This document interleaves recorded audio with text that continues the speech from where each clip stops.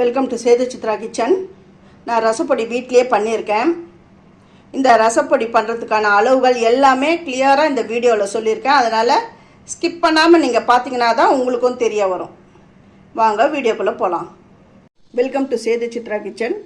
Homemade ரசப்பொடி எப்படி பண்ணுறதுன்னு பாருங்கள்.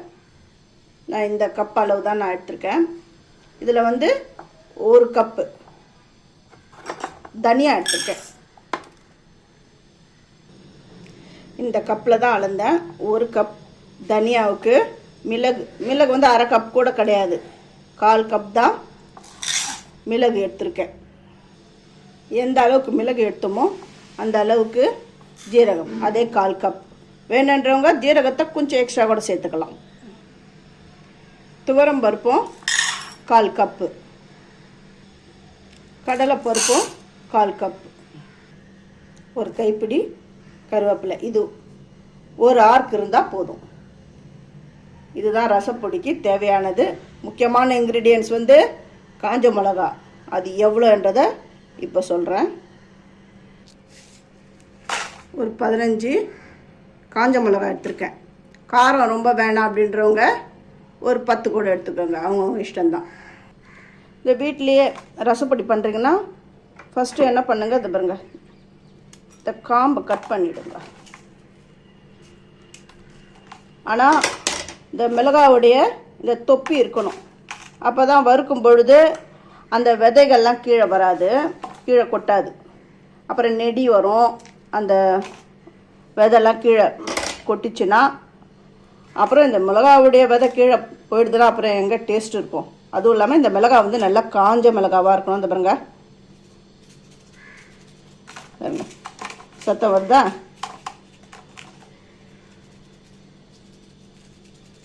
அந்த விதை ஆடுற சவுண்டாக இருக்கணும். இந்த மாதிரி இந்த மிளகாவுடைய காம்பெலாம் எடுத்துடுறேன் ஃபஸ்ட்டு. இந்த எல்லாத்துக்கும் அந்த தொப்பியை விட்டுட்டு அந்த காம்பை மட்டும் எடுத்துட்டேன். இது நல்லா காஞ்சிருக்குங்க, அப்படி இருக்குது பாருங்கள். அதை அப்படி ஷேக் பண்ணால் அது விதெல்லாம் ஆடணும். ஃபஸ்ட்டு அடுப்பு ஆன் பண்ணிவிட்டு இது பாருங்க, இந்த ஃபயர்லேயே வச்சு வருங்க. கடாயை வச்சுடுறேன்.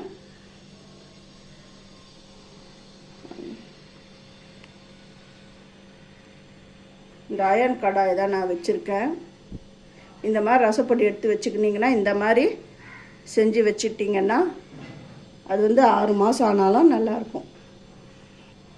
ஃபஸ்ட்டு தனியா போட்டு வறுக்கிறேன்.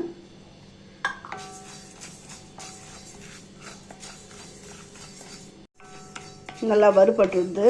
இதை நான் எடுத்துடுறேன்.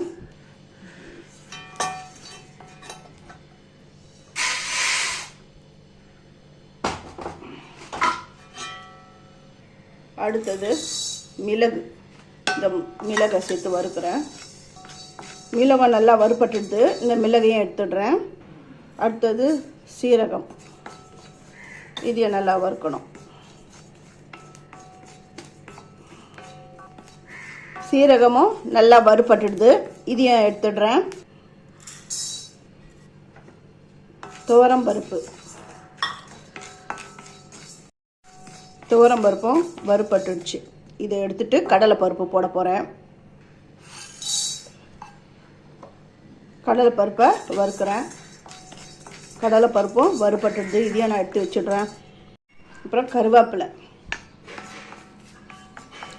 நல்லா கையில் வந்து நொறுங்குற அளவுக்கு இது வந்து ஃப்ரை ஆகணும். வந்து கையில் இப்படி எடுத்து பாருங்க, இந்த அளவுக்கு நொறுங்கணும். இப்போது மிளகாய் சும்மா லைட்டாக அப்படி வறுபட்டாலுமே போதும். ஏன்னா ஏற்கனவே இது வந்து நல்லா காஞ்ச வெயிலில் காய வச்சு எடுத்துன்னு வந்துட்டேன். ஓரளவுக்கு இது வந்து ஹீட் ஆனால் போதும். ஸ்டவ்வை வந்து ஆஃப் பண்ணிவிட்டு கூட சும்மா ஒரு விரட்டை அப்படி பண்ணிடலாம். நான் ஸ்டவ்வை ஆஃப் பண்ணிட்டேன். அவ்வளோதான். இதையே நான் எடுத்துடுறேன். ஸ்டவ்வை ஆஃப் பண்ணிவிட்டு தான் அந்த மிளகாவை போட்டு ஒரு பரட்டினேன். இப்போ கொஞ்சமாக உப்பு, ஏன்னா அந்த ரசப்பொடி கொஞ்சம் டேஸ்ட்டாக இருக்கும், அதே டைமில் வண்டுலாம் வராது. ஏன் வந்து உப்பு போட்டு வறுக்கிறோன்னா அந்த உப்பில் இருக்கிற ஈரப்பதம்லாம் போகணும். ஏற்கனவே நம்ம வந்து எல்லாத்தையும் நம்ம வறுத்து தான் வச்சுருக்கோம். இது வந்து 6 மாதம் ஆனாலும் நல்லாயிருக்கும் இந்த ரசப்பொடி. அவ்வளோதான், வறுபட்டுட்டு இதையும் எடுத்துடுறேன். இது எல்லாமே கொஞ்சம் நல்லா ஆறணும். ஆறினவுடனே பொடி பண்ணிடலாம். இது எல்லாமே நல்லா ஆறிடுது. இப்போ மிக்ஸி ஜாரில் போட்டு நான் பொடி பண்ணுறேன். ஃபஸ்ட்டு மிளகாயை போட்டுடணும். மிளகாயை போட்டு பொடி பண்ணிவிட்டு அதுக்கப்புறம் தான் எல்லா இன்க்ரீடியன்ஸையும் நம்ம சேர்த்துக்கணும்.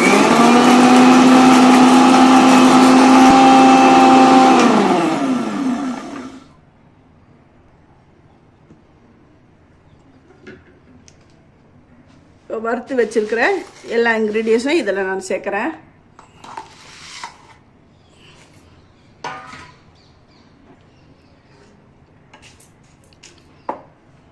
ஃபஸ்ட்டு என்னுடைய வீடியோ பார்க்குறவங்க சப்ஸ்கிரைப் பண்ணலைன்னா சப்ஸ்கிரைப் பண்ணுங்கள், ஆல் அண்ட் ஆப்ஷன் தொடுங்க. அப்போ தான் நான் போடுற ஒரு வீடியோவுடைய நோட்டிஃபிகேஷனும் உங்களுக்கு காட்டும், உங்களுக்கும் யூஸ்ஃபுல்லாக இருக்கும்.